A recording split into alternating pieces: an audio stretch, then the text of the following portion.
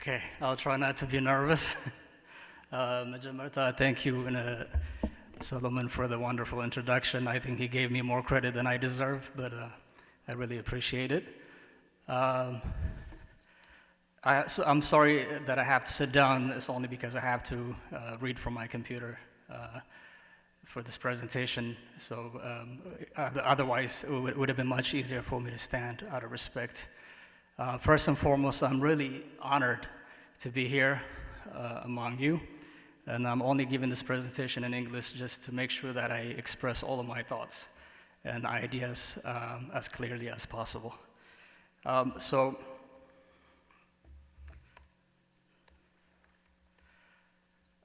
title of the presentation has a lot to do with the steps that we can take as pro-democracy movements, as self-acclaimed activists, to improve the health and well-being of our movement.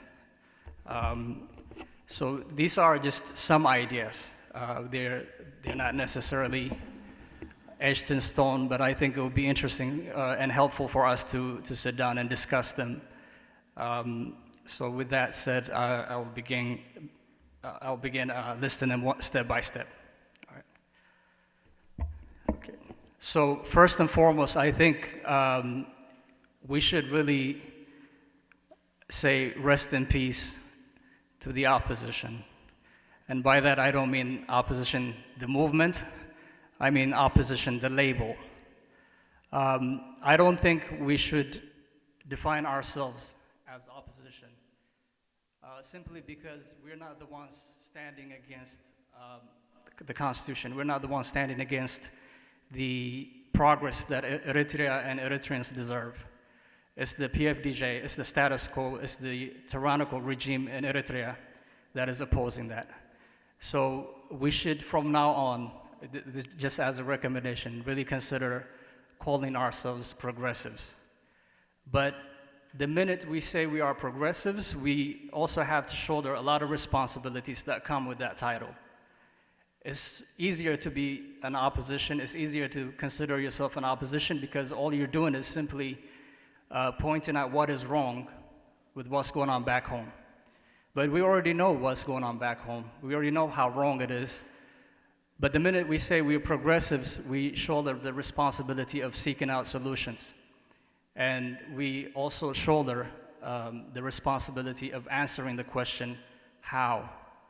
I think just in this hall alone, just among ourselves, we can come up with some of the greatest ideas.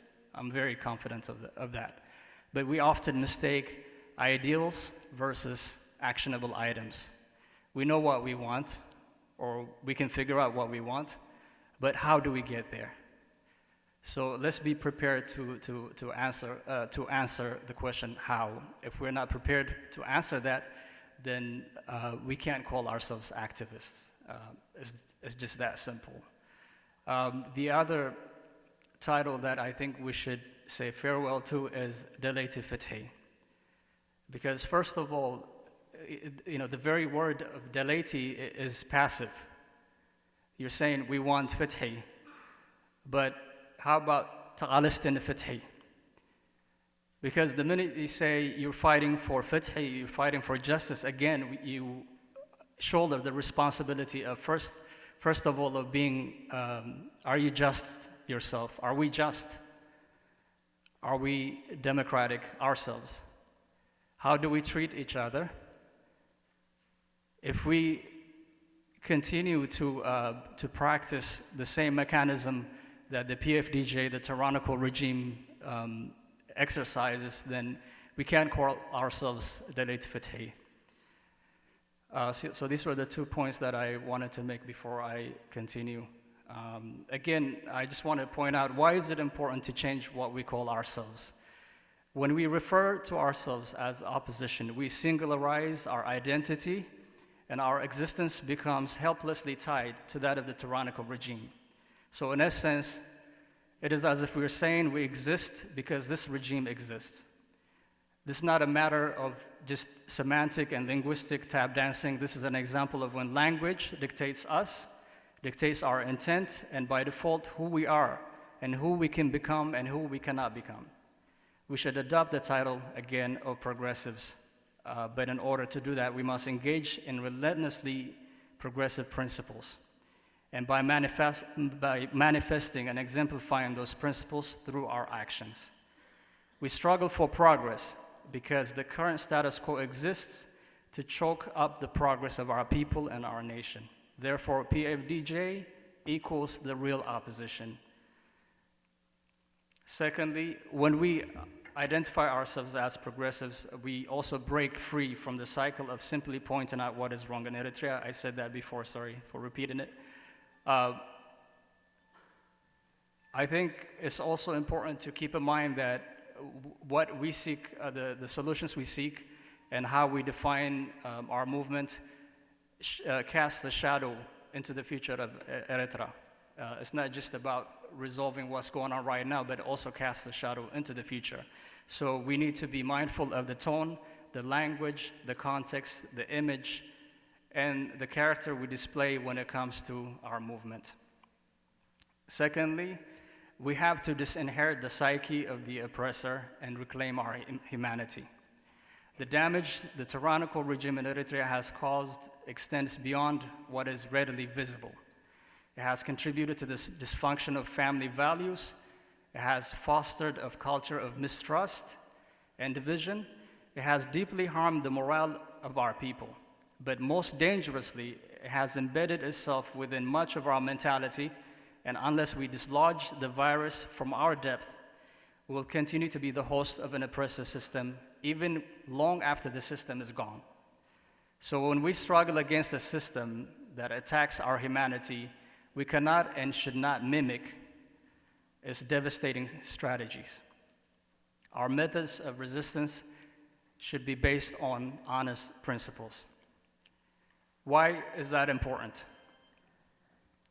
Because for once again, we will not allow ourselves to be defined by our oppressors. We can never achieve authentic and genuine freedom or justice if we continue to duplicate what oppressed us in the first place. So the question we have to constantly ask ourselves is, how do we disinherit the oppressor's psyche? Let's keep that in mind. And there are just simple habits that we should adapt so that we can live up to our ideals of progressiveness. And some of them are: we have to refrain from defamation, character assassination. These are the same methods, again, PFDJ utilizes to demoralize, disregard constructive people in Eritrea and abroad. We have to work diligently to develop the best aspects of our culture. We owe it to ourselves to bring forth the best of and in our nature. PFDJ has managed to take legitimate national pride and re-engineer it into blind arrogance. Our pride and our diversity, they've also re-engineered the pride we have in our diversity into a circus that serves their propaganda. We must especially refrain from degrading the efforts and dignity of our sisters in the struggle. It is heartbreaking to witness just how little respect we show to the women in our struggle. Again, that's because we still exercise the same mentality that PFDJ does. We have to break free from that as much as possible. The third point I would like to make is we need to constantly assess our ideas. To assess how do we do this? Again, we always have to ask how. We need to ask ourselves some basic questions. Whenever we come across a new idea or a new ideology, let's ask ourselves, is this idea or ideology well thought out? Is it feasible within the context of the Eritrean struggle? And where and how can I learn more about this ideology? Where does it fall short, and how do I personally think it can benefit from?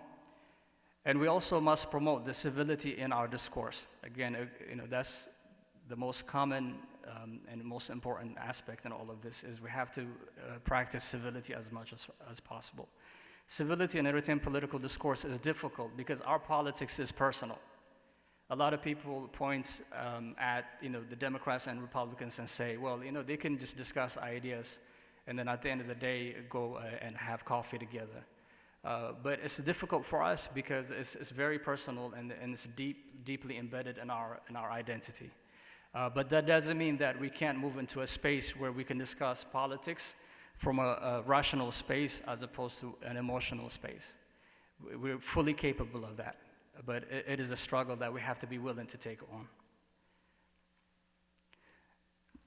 Point number 4 is we are struggling to win our humanity, and the health and vision of our struggle can inspire others to join in.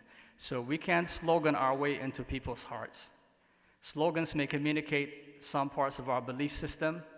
They may help in mobilizing people. But at the end of the day, it is the actions, is the character, and it's the way we conduct our movement that's going to determine everything. Number 5, diversity is not an exterior design. So it's not a vase that we can put on our table. It's not a frame that we can put on our wall. Diversity, oftentimes, we tend to be caught up with the appearance of diversity, when what we should really be concerned with is with how diversity really fits in as a principle and as being part of our operation. So we must be careful also when we discuss and when we practice what we think is diversity. I guess let's not position ourselves as hosts and whoever is coming from outside as a guest. We all own this movement together, so we are all in this. We are all in this together. So we have to make sure that whoever is coming into our fold doesn't feel like they're guests being invited. So it's very, I think people can easily tell the sincerity in an idea, the sincerity in a movement. So again, I think when it comes to diversity, the concept and sincerity and genuine commitment to it is very important. Number 7, let's balance curating our history and cultural wealth and our efforts to address our plights. It is wonderful that we have singers and writers narrating the trials and tribulations of our people. It is absolutely critical. But we also have to be cautious not to get in the loop of merely narrating the plights and the woes. Let's challenge ourselves to make use of our arts and literature to inspire people to take whatever action possible. It's very important to not pigeonhole Eritrea as a nation and Eritreans as a people. Yes, our nation is in the grips of a tyrannical regime, but we damage it further when all we discuss as far as Eritrea is concerned is its plights. We must discuss its cultural wealth, its complex history, its languages, etc. So how do we do this? Again, I think, I'll give you an example of a website that my friend and I created back in 1998 when opposition was not the thing to do and the thing to be. It was called shimagala.com in 1998. My friend Nisri Mabrahatuma'il, he's the son of the late and great Ato Mabrahatuma'il. We got together and we created a website called shimagala.com. And the intent and the purpose of that website was, first and foremost, was to document our cultural wealth, the languages, the folklore, the poetry, to preserve it and to promote it. But at the same time, we also embedded within that political articles. So by around 1999, we were actually getting submissions from people that were working in the Ministry of Information in Eritrea. They used to use pen names and send us articles, and it ranged from just simple poems to political articles. Two of the journalists that used to send us all of these articles and submissions are now living abroad, and I'm glad that they made it out. So I mentioned shimagala.com as an example. It ran from 1998 until about 2003. because it had a very healthy balance of the cultural aspect, of the linguistic aspects, and the political. It was balance in it, and we owe that to our contributors. Since the tone was set that this is going to be a very wholesome and complete website, everyone understood what kind of articles to submit, what kind of poetry to submit, what kind of basically just any submissions that they sent us was basically within the parameters of what we hoped the website would serve. Number 8, we have to think of a creative and efficient engagement in the way we convey our messages. We have to break free from going through the motion by doing the same predictable activities. And I don't mean this to demean the protests we were engaged in or the petitions and so forth, but I think it's time to step out of that and really think of other ways to advance our cause. But just as an example, when we deal with protests, it's very important to have a cohesive message and do away with anything that confuses the most important message we want to get across. We need to pay attention to what our signs say, what our placards say, or we'll end up confusing our audience.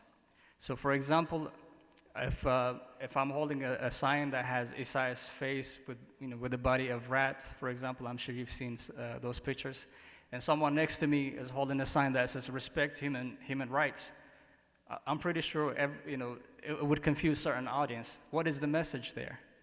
What are we trying to say? And secondly, we have to adapt a creative approach. For example, I've worked with activists a few years ago in San Francisco who collected the shoes worn by American soldiers who were killed in Iraq. And they lined up all these shoes right outside of the San Francisco Civic Hall. And what this did is it humanized and personalized the death of the soldiers in Iraq. So it was sending a message that statistics cannot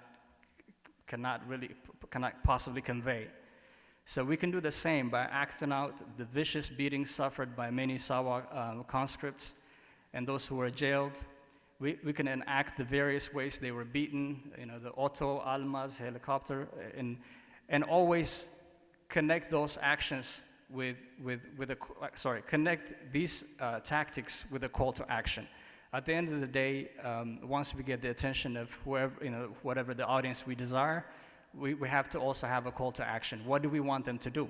Is it to call their senators? Is it to help us do fundraising? Whatever it is, we have to be ready with a game plan. Number 8, creating an alliance is very important, and not just among ourselves, and not just between organizations, but also outside of the Eritrean political sphere. So we have to ask ourselves, who else is interested in our issue or in human rights issues in general, and how can they help our cause? Secondly, how can we, in turn, help their cause? Because it's always give and take, and we're building a relationship, not using them.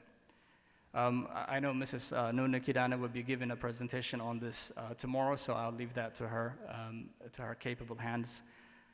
So how come we have all of these ideas, but we're still falling short of actualizing them?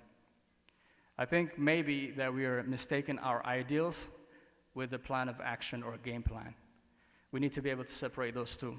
How do we take our ideas and ideals and turn them into strategies, into actionable items? That's what we need to brainstorm on.